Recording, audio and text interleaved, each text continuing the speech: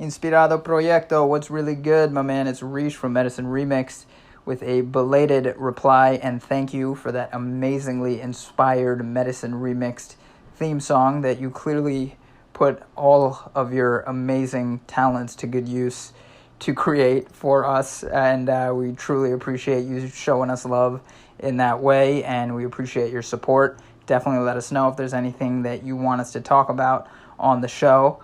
And otherwise, keep doing the damn thing, man. You sound like a talented dude. Peace.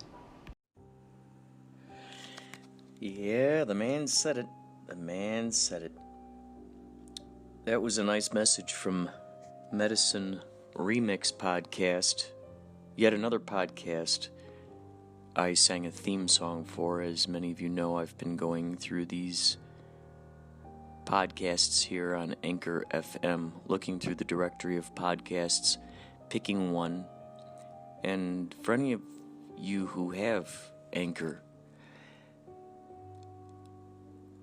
and you'd like to collaborate with people, I'd say look for a podcast in the directory. Go to their page and you'll see a little button up there that says message, and you can push it. It looks like a little plus sign. Push it. You get a minute to say whatever you want to them. And if they feel so inspired, they can actually include it as a segment into their podcast. So what I've been doing is I've been making tons of theme songs for these folks right off the top of my head. Some of them are 15 seconds, some are 5, some are who knows how long. So I made a nice little theme song for Medicine Remix, and a couple of podcasts ago we had a nice message from Undies Funded podcast. Oh yeah, that was at the beginning of the episode where let's see, was it after I got out of the car with the Uber driver, the magician? It's not one of those. But thank you so much, you guys, for the well wishes and also for including this stuff in your podcast. I appreciate that. What you're about to hear, ladies and gentlemen, creatures, aliens, apparitions, and high vibrating beings that perhaps we cannot see or measure right now with the instruments we have. We are about to hear part 1 of the extraordinary conversation I had with Doug and Roxanne, fellow Lynch fans, while we were there waiting for the David Lynch book signing at the Ace Hotel, which is phenomenal. Because what does Coop say? Coop says, Aces. Have you seen the meme? He's got his thumb up. So without further ado, and definitely without further adon't, here comes part 1 of the David Lynch book signing episode. Keep that in mind. Okay, so if you don't mind telling me about your... Okay, sure. So it's kind of a funny thing is that I was actually invited to one of my friends from second grade's birthday. So it's his 41st birthday. I'm 40 and he's 41, right? So that was weird already, but, social media allows that to happen. So I went, and one of the reasons I went is because he said my very best friend from first and second grade was going to be there. So when I saw him and I talked to him again, it was amazing, but one of the first things I said is, where do you live nowadays? And he said, I live in Glendora. And he started explaining where Glendora was, but I said, no, I know where Glendora is. I started seeing this girl, and she lives close to Glendora in West Covina. First thing he said was, what high school did she go to? Which is kind of weird. So I'm like, I don't know, I'll ask her. So I asked her, and he's like, is it Southgate? I think was the name. And so I waited, and then a text popped up, and it's like, I went to Southgate. And I said, yeah. And then he's like, my wife was assistant principal there. for a number of years, like for 4 years or something, not very long. He's like, she's probably like not young enough to have had her. And, but I'm like, well, I can ask her. She was there. I mean, she is young, so, she may have been there. So I'm like, what's her name? And she said, yeah, Assistant Principal Harrison. So I said, did you know an Assistant Principal Harrison? She didn't get back to me for a while, and we didn't talk about it for a while. But then later on, she's like, I'm not sure. Give me a picture. So I sent a picture of like my best friend and his wife, from his Instagram or whatever. And she's like, yeah, she was there. And so I let him know. And it was the kind of thing where like, it was later in the night, and he kind of like was like, yeah, okay. And then like she didn't even care. She was like, yeah, like I avoided her because she's a principal. I mean, and I'm like, and it was the kind of thing where I'm like left like, this is crazy. Like this is like my best friend from like when I was like, 9 years old or even younger. Sorry, like 6 years old, whatever. And it's like, it was the first thing he said is, what high school she got to. So then a few days later, I was at this art event in San Francisco, and my friend introduced me to other friends, and this one girl who was her coworker, she said, oh, I'm from Chino Hills. And I'm like, oh. And I was going to say it's close to West Covina, where my girlfriend's from. Then the other girl said, I'm from West Covina. And I said, oh, well, what high school did you go to? She said, I went to Southgate. So it was, and then like, so that's what I mean. Like, that was like 4 days later. So like the second one wasn't as strong as the first one, but it was like a aftershock or reverberation. It was like a callback to it. Like, hey, remember that cool thing that... Yeah, and so I texted her, I'm like, I just met this girl, she went to your high school. And now that was already in the front of my mind because it was, so that was... You know way too much about the high school. Did she happen to know her? Yeah. No. That was from years before, so she didn't know. God, this is just astounding. Yeah. But I mean, that was like, and this was just all, I mean, that was about 5 days ago. The other one was about a week ago. So yeah, this is all very recent, but it's the latest in a series of things like that. Well, and the cool thing is now that we're talking about this, we're stirring it up. Yeah, right. More of it. We'll see what else is happening around this high school. Oh, yeah. Game at Southgate or something. Yeah, exactly. Yeah. It's crazy. It's like we just shook up the hornet's nest now. Everything's going to be crazy now. These kinds of things, I used to write every once in a while. I was, for a while there, I was writing down all my synchronicities and my dreams. And I was noticing that while I was writing down a synchronicity concerning those that would happen while I was writing it down. So then I'd have to put a parenthesis and go, oh my God, right now, this thing just happened while I was writing this thing down. And I had to put the parenthesis and then finish the story of that other synchronicity. And I think it was like a freaking, you add a snowflake to a snowflake, and before you got to know, you got a snowball, and you keep rolling that, and you're like, what the hell? So it was like that kind of thing where you just could not ignore the momentum of it. I mean, it was like an avalanche. And it was crazy because I was substitute teaching at that time. So I was telling the kids about this. And so then the kids started writing. They would come up to me and they were like, I started a journal too. And so they would come up to me and then they would read to me out of their journals. They would start telling me about this stuff. And they were just as equally astonished, which was so exciting to me. How old were they? These were like 10 and 11-year-olds. Oh, what kind of synchronicities did they see? What's your favorite one? Let's see. One kid said, and I was just leaving, and he comes running up to me because he saw me across the campus. He's like, Mr. C, I got a synchronicity book now. I'm writing them down. He's like, okay, and he's going through it. And he's like, just yesterday.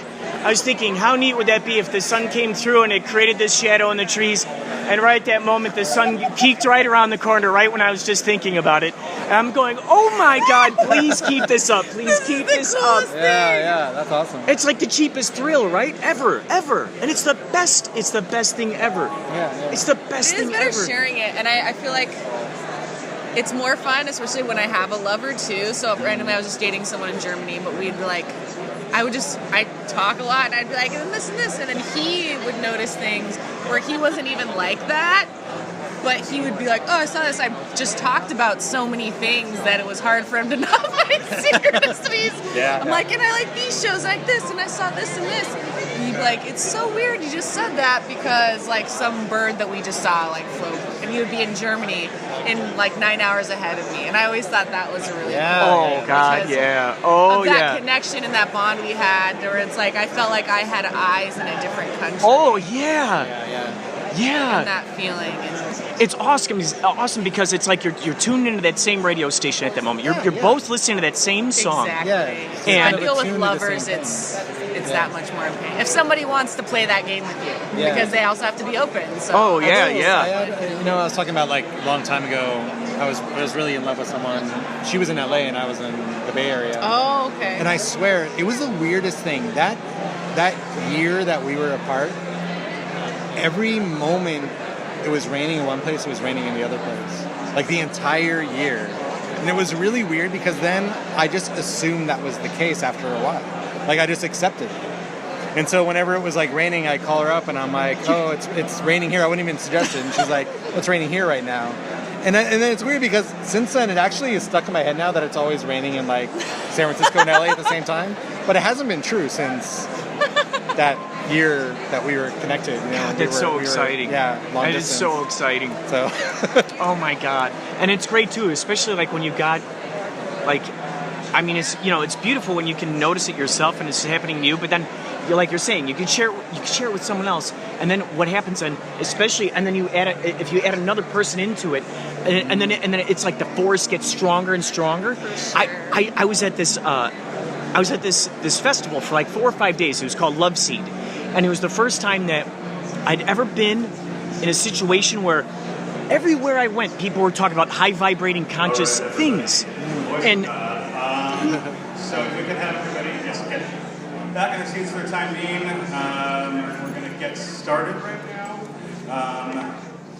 Start down here. Once we get finished up here for all ADA, we will then actually start releasing row by row. So just know, be patient, obviously. A lot of people to get through.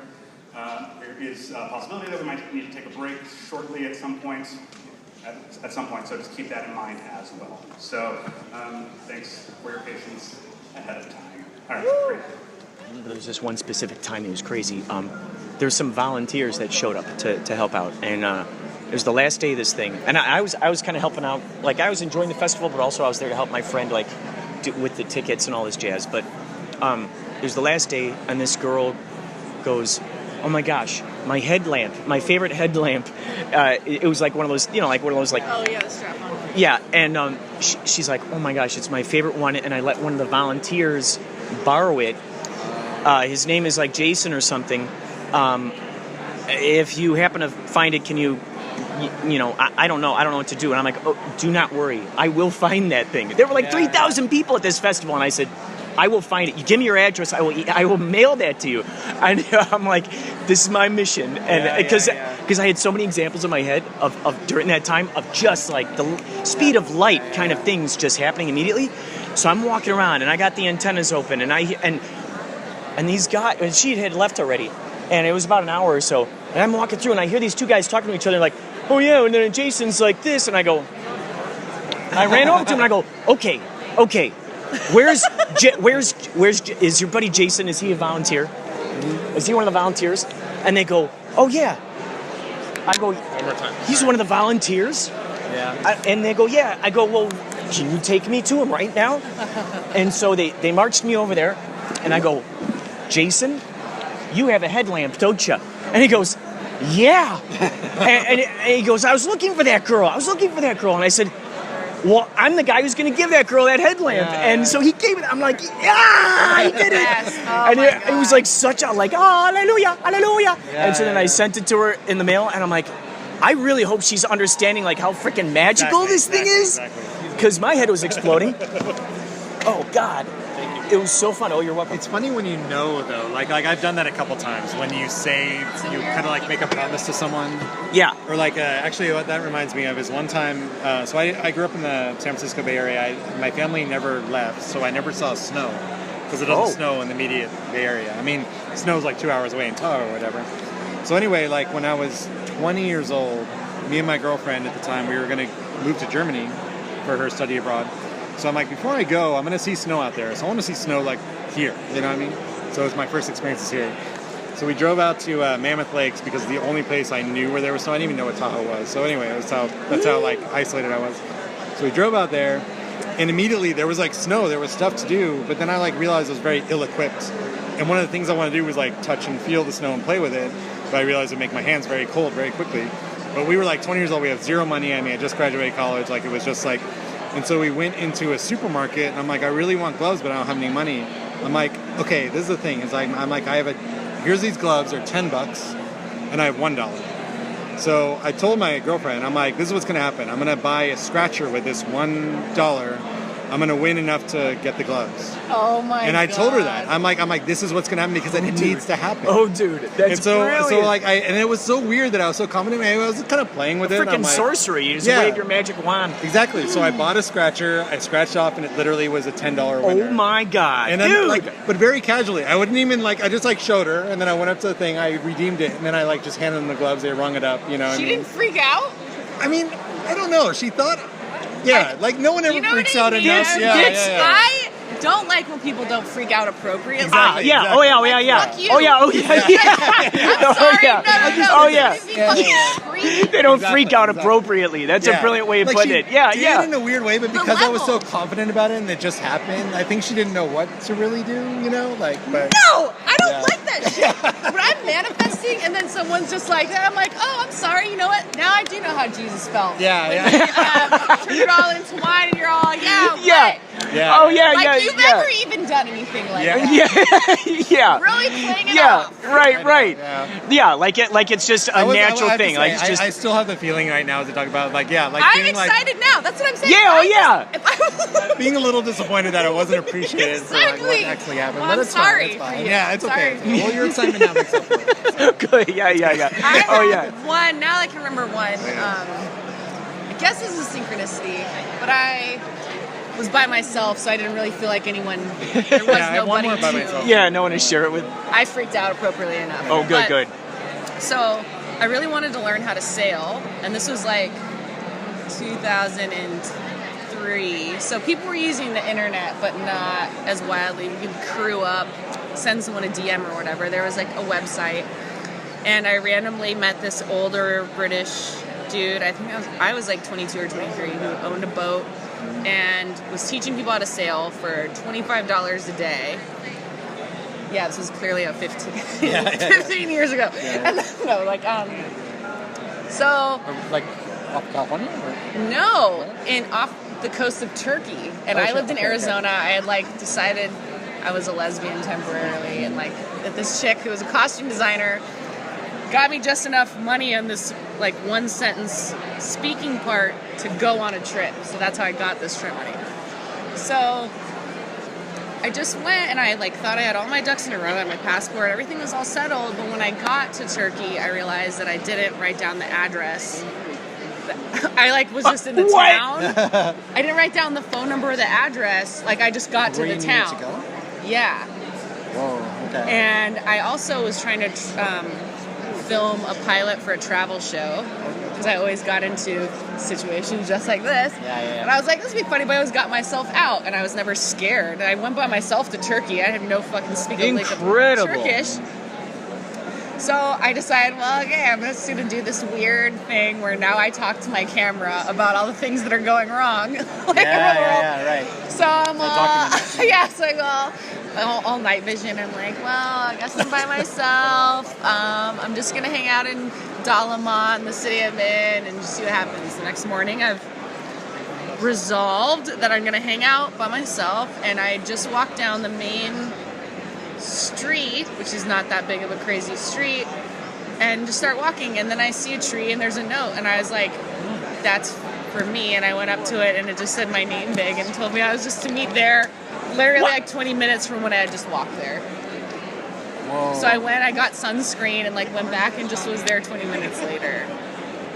But nobody was there to like get excited that I was stranded. I just was really excited. Wait, your name was written down on a tree? It was just like Roxanne on a big note with like one fucking nail on it. What the hell? But did they leave it there like thinking that you? I don't even know, but it was just like. It was like. What the heck? Just like meet me the sailing here at 10. the sailing person?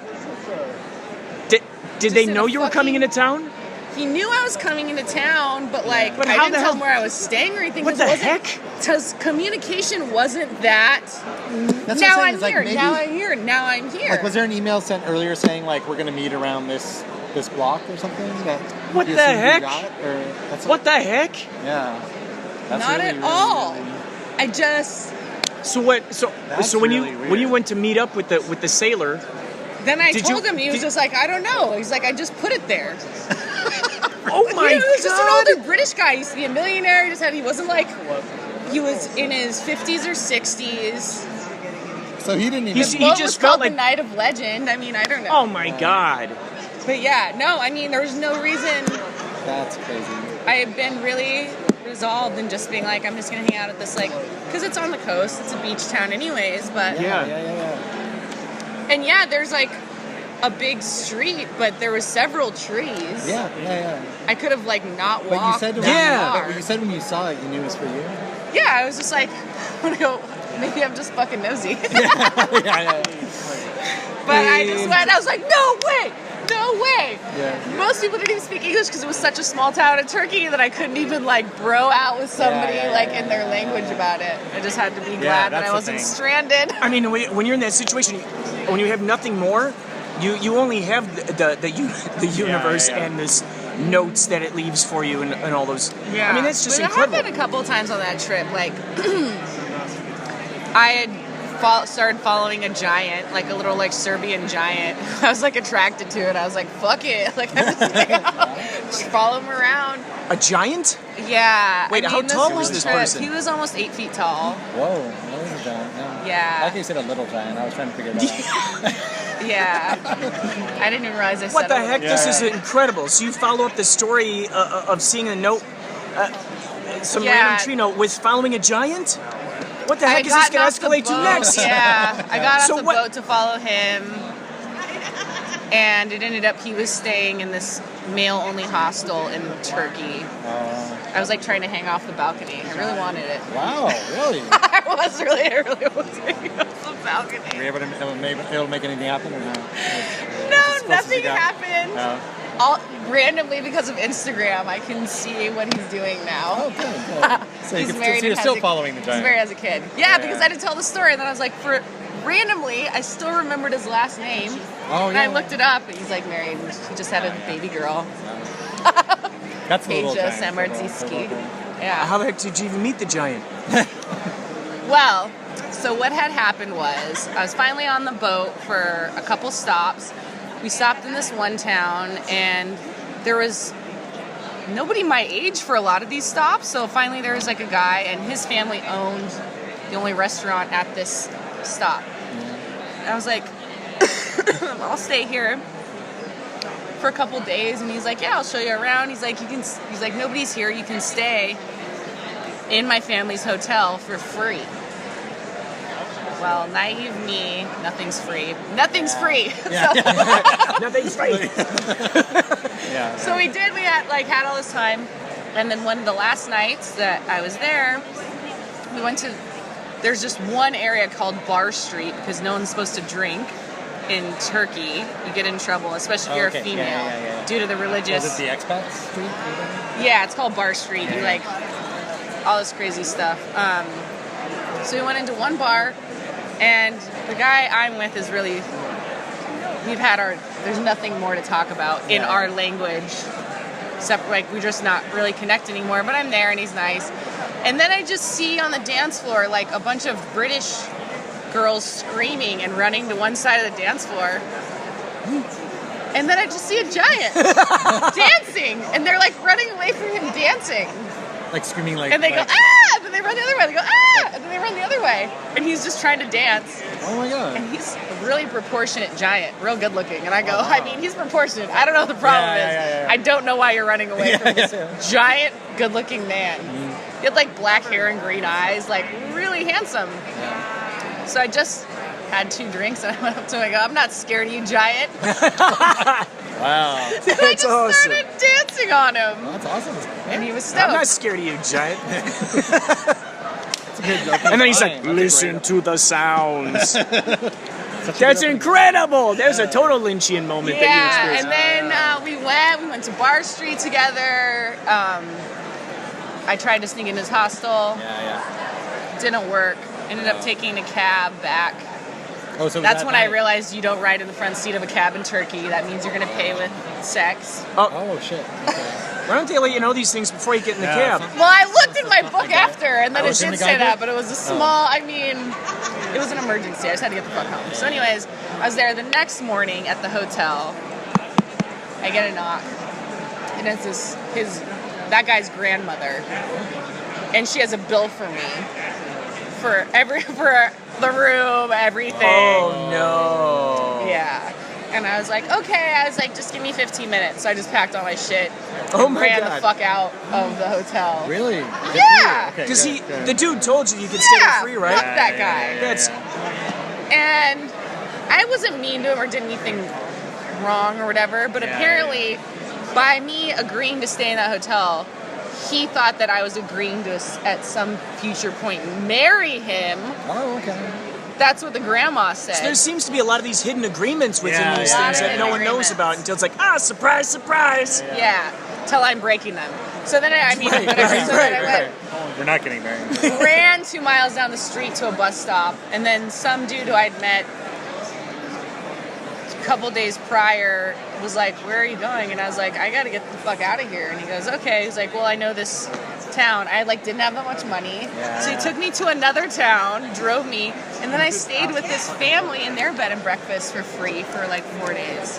And I just You didn't have to marry the anyone? daughter. Until you're about to No. leave and they go, oh, remember you're supposed to marry this No, guy. they fed me. I just helped clean. The daughter was a lawyer, which was not that heard of at that time or in that place. And we just exchanged stories. And then I left there. And I think I went back home. So the giant was only one night. That was only one night. Oh, okay. That was two. I mean, Did you That's get, awesome that you still. and you got to sail. I got to see it. This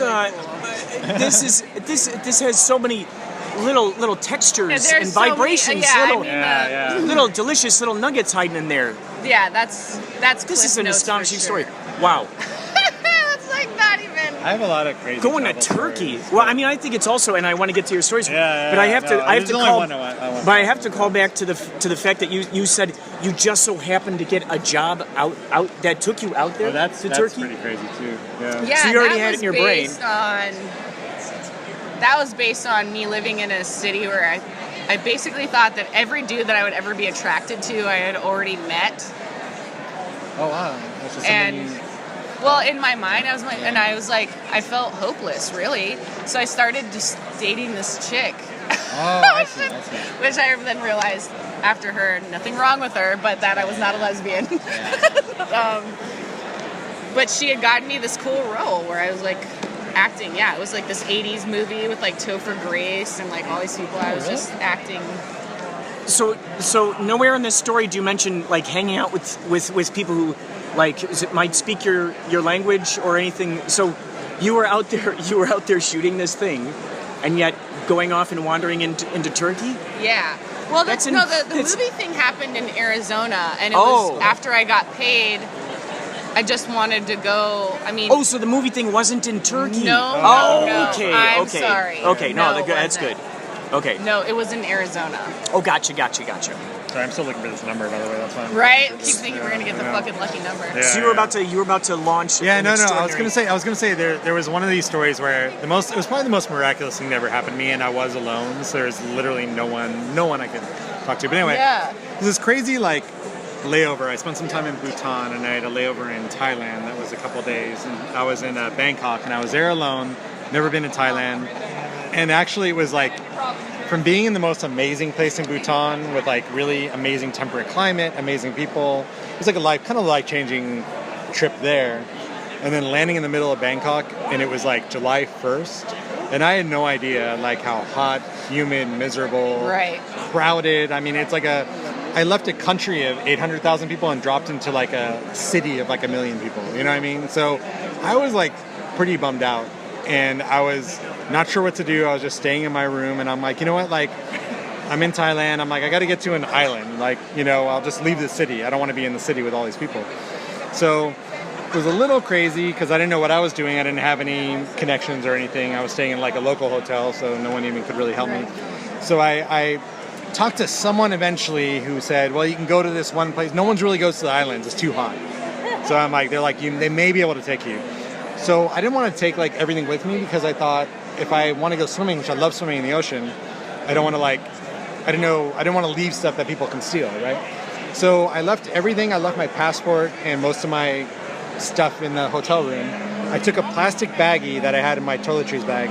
I put my ATM card, my driver's license, just so I have some ID, you know what I mean? Yeah. And then like some cash, like not a ton because I didn't think I needed a ton, but some cash. And I put it in the plastic baggie and I was wearing swim trunks, and so I just stuffed it in like the pocket of my swim trunks, which is like this little Velcro pocket.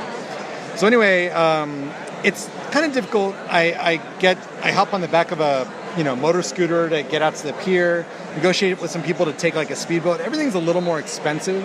I know I'm trying to negotiate things down, but I'm spending kind of like all the cash I have. But right. I'll live enough to get back. I'll get out there. Finally get out there. I'm at Koh Samet Island. It's actually a nice resort island, but it is deserted. There's no one there. I mean, there's a couple restaurants still open, a couple places where you could stay, but like literally no one on the beach. So I'm like, okay, I'm gonna make the best of this. I'm walking along the beach. I find where the water looks kind of clean. Does the water even look kind of dirty? And I'm like, I'm gonna swim. I'm gonna do my thing. I love swimming. So once you hit the stage, make sure your phone is in your pocket or away, so we can keep the line moving. Thank you very much. Okay. So anyway, so I go over and I find this area beach. I put my little bag down, which is where I was going to put my shoes and my towel, right? And I set it down and I just go swimming. And now when I swim, I know it's like kind of stupid, and it's just what I have to do. I like to swim as far out as I can, so I can't see land anymore. Dude, that's admirable. That's really admirable. But I mean, it's like, how do you not get twisted around? I do. That's the thing. Yeah. That's the thing. I like to get.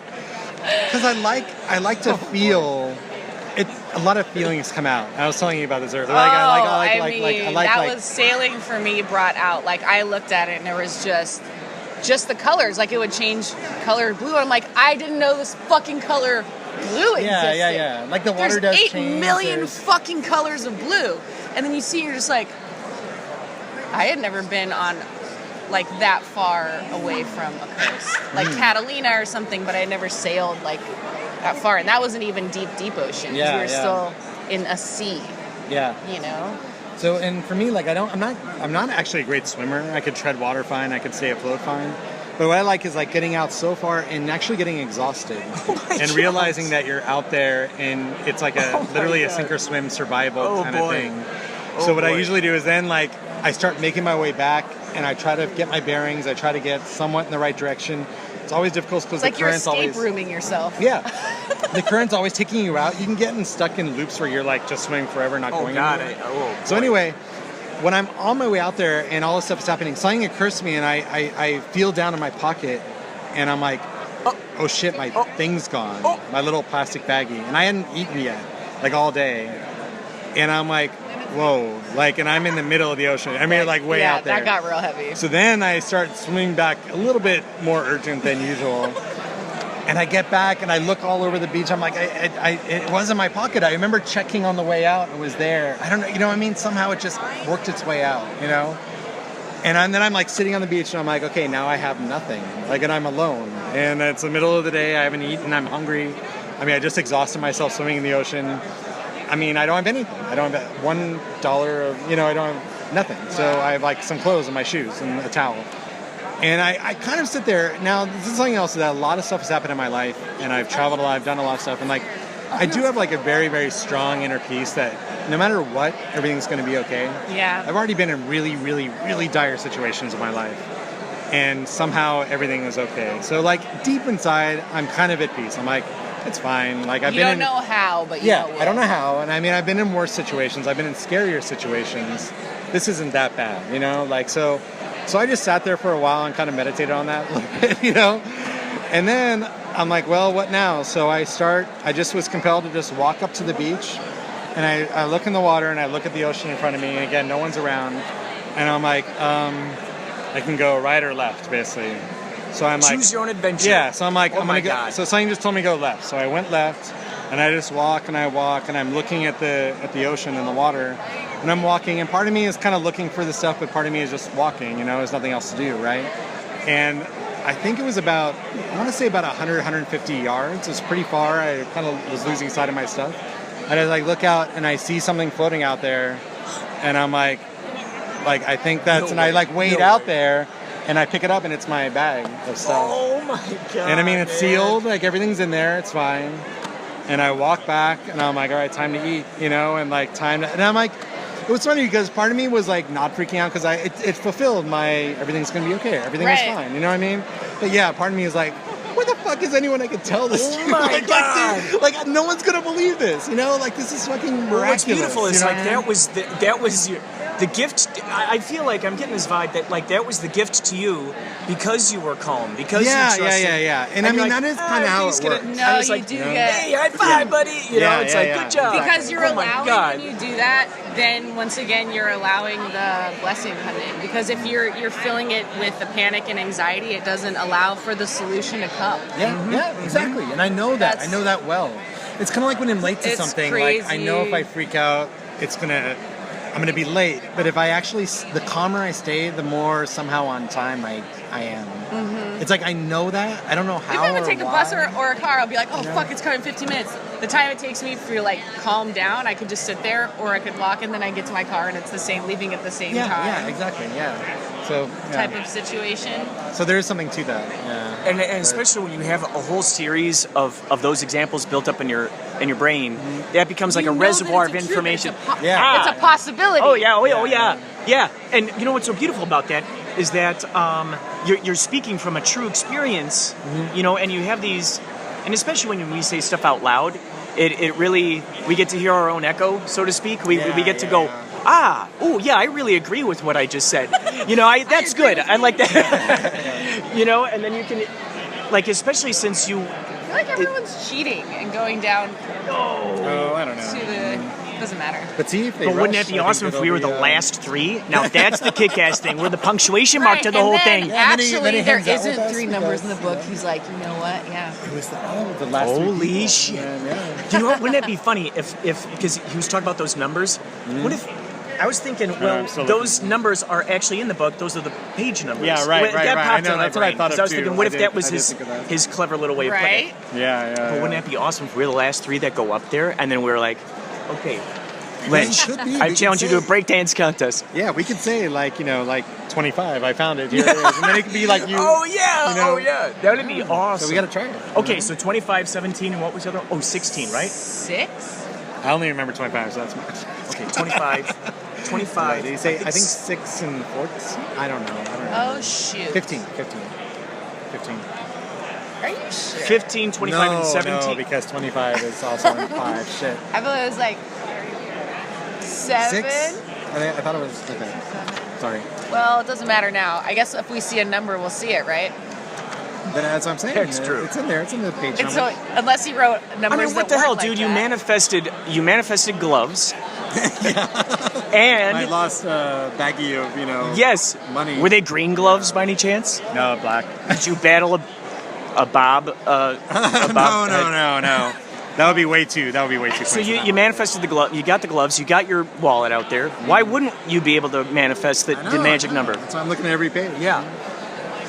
So you still have not seen the Art Life movie, right? Is that what you're saying? I haven't yet. No. But yeah, I'm sure my name's in the credits too because Yeah. Your name's gonna be in there. That's cool. Oh, I just thought of one really cool one. But yeah, my lover from Germany, when we went on a motorcycle ride, it was just a month ago. We were heading to Poland. We're like, okay, so we checked the Doppler radar, every step, because we're on a bike, and he's trying to make sure that I don't get wet. And we're like, okay, and we finally get to the spot where we're like, it doesn't say that it's gonna rain here, but we know it is. And he's just like, I have to. We talked about it forever, and he just went on his phone and then got a room. And right when we parked the motorcycle and when it was just thunder and full on storm, I had to give him mad props for that. He followed his intuition. It was just no, do it now. Yeah. It was cool. Not anything we talked about. And he just had to do it. And when it was like fucked for like 13 hours, like rain. Like, if he hadn't pulled the trigger, we wouldn't have had a place to stay or anything. That's good. I know. I'll have to tell him later. So you were saying that you'd experience synchronicities, and did you say he doesn't necessarily, or he appreciates synchronicities, but not necessarily like volunteers them, or? I think within our, which it just ended, but I think in our time frame, I think that there was little stuff that I call them like in homeopathy, it's provings. But yeah, I'd be like, okay, well, I'm not going to say it. I had to like LeVar Burton and be like, don't take my word for it. But then he started, like, because he believed a little, started believing a lot. And even with us meeting, he said it was a cultural thing. I don't know if that's true, but he was just like, I can't think of things that I haven't already seen. Yeah, okay, yeah. Wow. And that kind of blew my... I don't know. But, like, I don't know if that's true, because I wasn't raised to fucking see any of this shit. Right. At all. And I would venture to say, like, given, because our background is like, okay, I would say middle to lower middle class, like that's how I was raised, and he was raised in a different country in a small town, but with way more money. And like, okay, well, if we're doing it that way, like at least you could have like probably afforded to see movies, books, or anything else that would have turned you on to that. Because you had all of these things available to you that I didn't. I was locked in my room till I was 13. I had to make up my own shit. So you kind of lived in imagination for a long time. That's so you really became very well acquainted with that imagination. Yeah. And that's why, actually, when Dave was talking about daydreaming and stuff like that, a lot of the shit that I did when I was younger, I do now, like super young at heart, where I'm just like, I can kind of only go there. It's depending on how you look at it, like, oh, you like daydream all the time, or like, yeah, that's like why I think shit's fun. That's why it's fun for me. I don't know. It's really, I mean, we always had this argument whether it was nature versus nurture, you know? If it's because you were born in a bubble or you made the bubble yourself, if you chose to live in the bubble. If you saw outside the bubble and saw there were other things, if you tried to puncture the bubble at all. And I'm wondering, like, stuff that you had in your imagination growing up, were you sure that they could be real at some point? It's funny because you mentioned when you manifested the gloves, you were at a younger age. I did just start manifesting. Like, it wasn't until I started actually leaving my room and being around people that told me that things weren't real and things couldn't happen, that shit kind of started going away. Like, I would just... My parents were super strict. I had fashion magazines. I would just make my own clothes, like try and inundate that. I would remember, I had a really photographic memory. I would remember names and places in New York. I would never go, and I just somehow would be in New York. Somehow I was like eating a burger with like a rapper that I wanted to. There's no fucking reason at all why I should be meeting these people. I'm poor as fuck and never met anybody. And it wasn't until people were going, you know, like, you shouldn't believe in that, or like, no, you can't, why would that happen, that I would just be like, well, you would know more than me because you weren't locked in a room. It's really been a lot of work trying to get back to that, which is the not giving a fuck and literally not listening to anything that anyone says, and your dreams will come true. That's when all my dreams came true. But I listen to fucking anybody. Well, that's true. No, I've never listened to anybody. So, well, yeah, but it's like, literally, it was hard. And that's actually my advice to a lot of people all the time. It's hard, too, because I knew that. I have to remember, but there's also something that happened to me that, like, I know when that moment happened, which was when I got raped. And I was a teenager. And up until that point, like, it really is like a spirit being broken. It fucks your reality up. It was really hard for me to... And then I think I started doing it again. Because it grounds you in this way that you're like, oh wait, someone can fuck your shit up. And it's like, not even hard. It's like not even hard to do. Which is crazy. And I just started manifesting just like being a badass and no one ever being able to like touch me again. Which that was a truth as well. Like in New York, I could walk around and people were like, don't fuck with Roxanne. She'll be like, I'm scrawny as fuck. And people be like, Roxanne will really show you another part of yourself when she beats your ass. That was that wasn't me before that. So there's like, it's weird to know and then not know and then know you didn't know and now try and know again. That's where I'm at right now. It was really, and I guess to say what major synchronicity is the fact that I had met you before. I didn't remember, but now I fully remember, and the fact I really needed to have this conversation. Wait a second now. So how did you two meet? A long time ago. Yeah, I don't know how long ago. It was maybe like 7, 8 years ago. Yeah, 7 or 8 years ago. I don't know. We were just in San Francisco. I was living in Oakland near San Francisco, and you were visiting, I think. And I went out with like some of my friends, and she was friends with one of my friends or a couple of my friends, and so we just had a night out. Karaoke. A lot of oh my God. Super fun. Yeah. And then at one point, somewhere along the line, like somewhere on Instagram, I think that she was like in a picture with one of my friends, mutual friends. And so it's kind of thing like, oh, I remember her, she was fun, and I like started following her. And that was probably a couple of years ago. I don't know, probably like a long time ago. Yeah. And then, just tonight we also, when you were practicing German. Yeah, she said posted something about German, and she wants to practice German, and I speak German because I lived there for a year. And so then I just messaged her, and we just practiced some German. So did you two know that you were going to be here? No, this is. Oh my God! So what? The German thing was probably about a month ago. A month ago. Yeah, that was right before I went. And then today, it's really funny because I had tickets for this a long time ago. I knew I didn't have anyone to bring. Now the funny thing is that I actually didn't want to bring anyone. Like I didn't want to bring any of my friends. I just felt like no one would be into it. No one would appreciate it. And I was actually kind of planning on coming alone, and I put a couple feelers out to a couple friends who I kind of knew would probably say no, but I'm like, at least I tried. Yeah. And then But then you kind of weren't really trying either. Yeah. Funny. And then in the afternoon, I was actually about to go in a meeting, and it just like popped in my head. For some reason, it popped in my head to like ask you. And so I just asked her over the Instagram instant message, and then I really needed this. Yeah, God, that's so kick-ass that you happen to be available for this. I mean, that Well, that was a total. And the fact that you two now. Well, I mean, maybe I'm just assuming, unless you drove all the way out from San Francisco to be here today. No, we both you two live close. here now. Yeah. But I mean, literally, we haven't like seen each other since that day, like 8 years ago. No, we're like, oh my God, this is great. David Lynch is so cool. Yeah, I know. So this is literally the second time we've seen each other in our lives, you know what I mean? So David Lynch is like such a beacon. Yeah. And then you got no choice but to meet. And I will have to say, for an LA line, as long as it was, there was a lot of nice people in it. Oh yeah, as well. Cool. Yeah. You know, LA lines aren't that nice. But everyone was like just talking. That was really cool. I feel like there's a lot of conversations. Well, maybe not. Yeah. Maybe not that many people are speaking to people they don't know.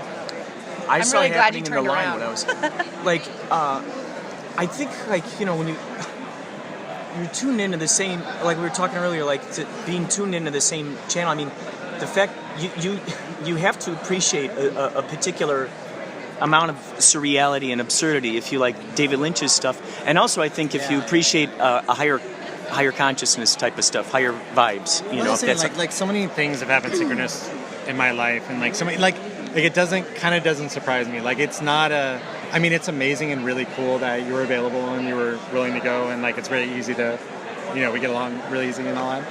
But then again, it's like kind of doesn't surprise me because that's just kind of the way things go. Yeah. And it's awesome. You know what I mean? And it did come to you in a way. So it was like. Yeah.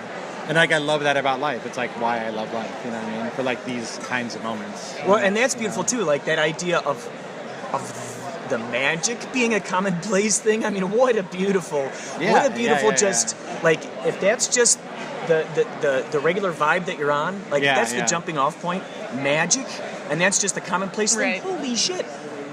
Well, I learned very early that like huge risks are like where magic happens because you have to throw yourself into the unknown.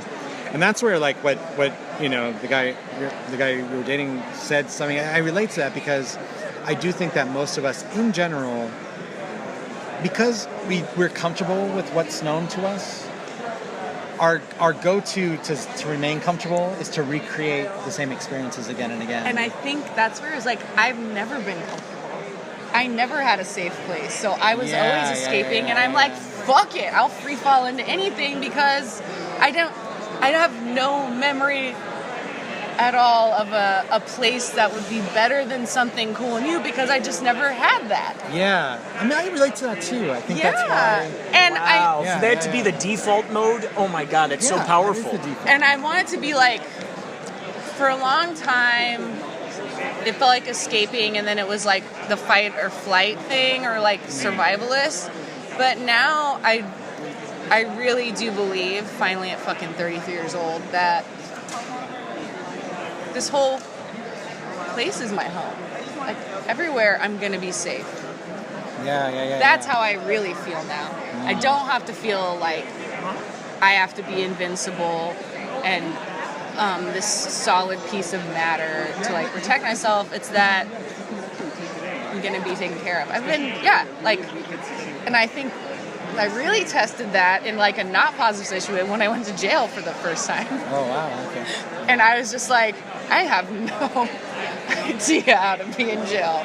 Yeah. And it was also for something I wasn't supposed to be in jail for, that after they're like, oh, sorry, but I had to be in jail for 5 fucking days in Camp Verde. Oh, in a sorry? high That's all they security got? prison with people that are going to death row for driving 5 under the speed limit, because that's when they were doing that racist fucking thing where they could just stop you. And my brother and my mom are dark. Yeah, and I was just like, I'm going to be fine. And I was more than fine. I actually gave somebody the Heimlich maneuver before I got out of jail. Oh my God. When was this? When was this? I think it was right after I met you, to be honest. Oh, yeah? Yeah. But I'd gone back to New York, and then I had left New York. And, because there was 3 bad things that happened. I had gotten bit by a poisonous spider. I'd gotten a blood infection. I had started fainting because of probably poor nutrition and everything else. And I fainted one day in my friend's house and hit that little part of your gum on a metal bed frame. And she was gone, and it knocked me out, and then I bled out. Your mouth bleeds a lot. She thought I was dead. She thought I was dead from a mouth cut. Yeah, because I mean, it's and then I think I got in a car accident. And I was like, okay, New York, I got it. Cool, I'm going. Don't worry, like, I'm leaving. So I went to live with my mother. And in the first 2 weeks, I wanted to do something nice for her. I didn't have a car, but I had my license, what I thought. So I was driving her up to Flagstaff, and then on that road, we got pulled over because of the speed limit, but they pulled her and my brother out of the car because they were dark. They were going over the speed limit? I was going, like, it was construction, I think I was going like 4 over. You're not supposed to go any over. Wait, I gotta put this on airplane mode just to make sure that no one calls while I'm in the middle of recording you guys. This is just golden is what it is. So, how long ago did you move out here? Yeah, it would be like 7 years ago, and in between that, I've lived a couple other places. So how do you like it out here since being here? I like it. And randomly, like, just the most random people in my life are moving to LA and congregating here. And I guess it's weird, but it's not. I always feel like I'm on the outskirt of something that's happening, and then all of a sudden it's around me, and then I have to leave because it's too much. That's how Brooklyn felt for me. Yeah. I kept moving farther and farther out to afford it and be near my friends, and then it would just all of a sudden be engulfing me, and I would just be like, I don't need to be in the happening. I started this. I'm leaving. Do you know? Like, I'm just gonna. But with the jail thing. Yeah, so I got taken to jail. 5 days, you say? Huh? You were there 5 days in jail? It was like And your family a Thursday. my mom was there, but she didn't really have any money.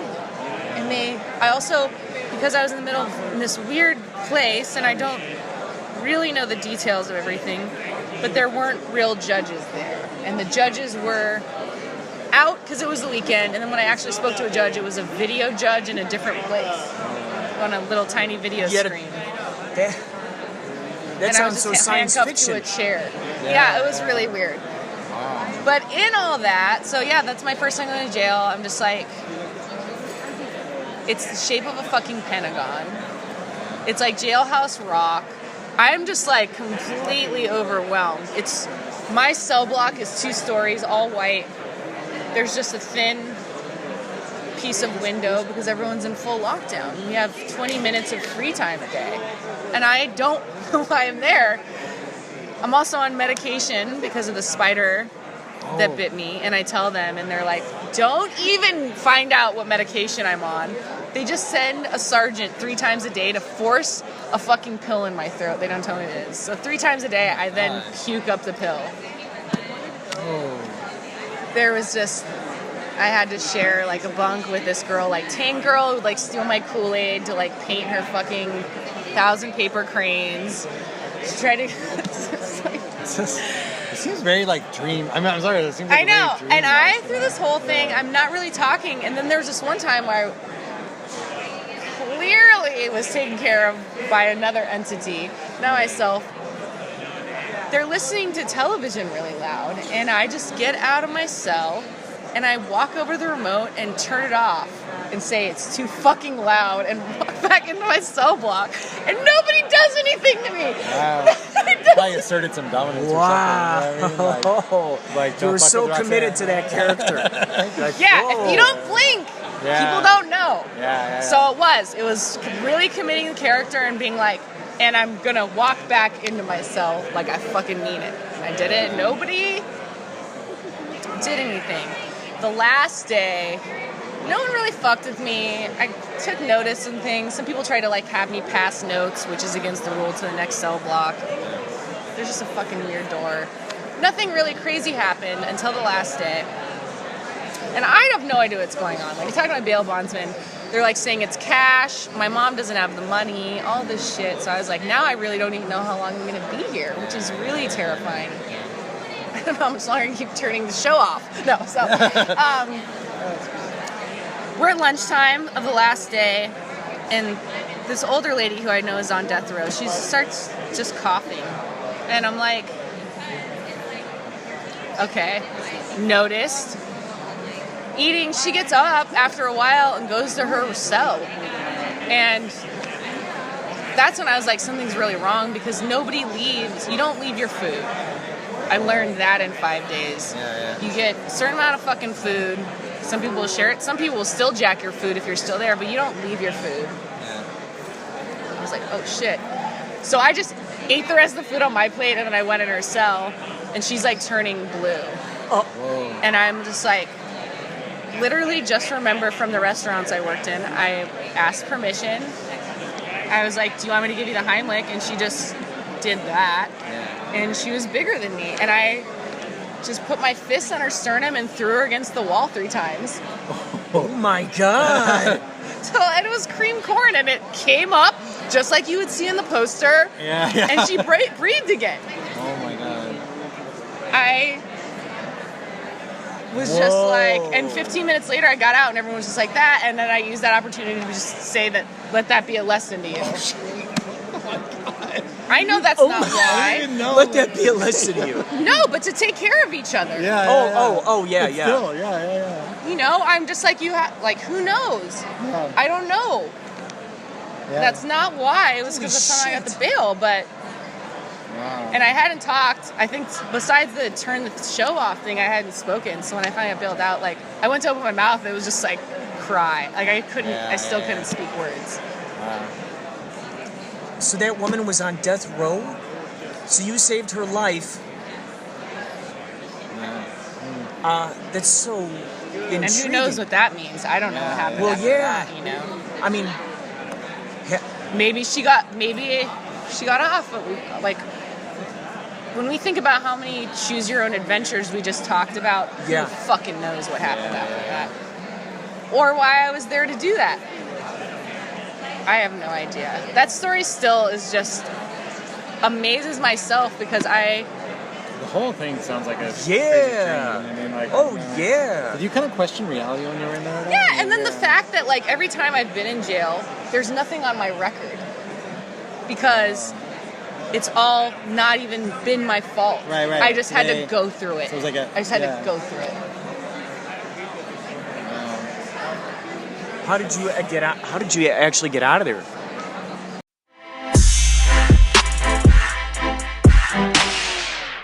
This is Robert from Twin Peaks, and you're listening to Inspirado Projecto. Got a light?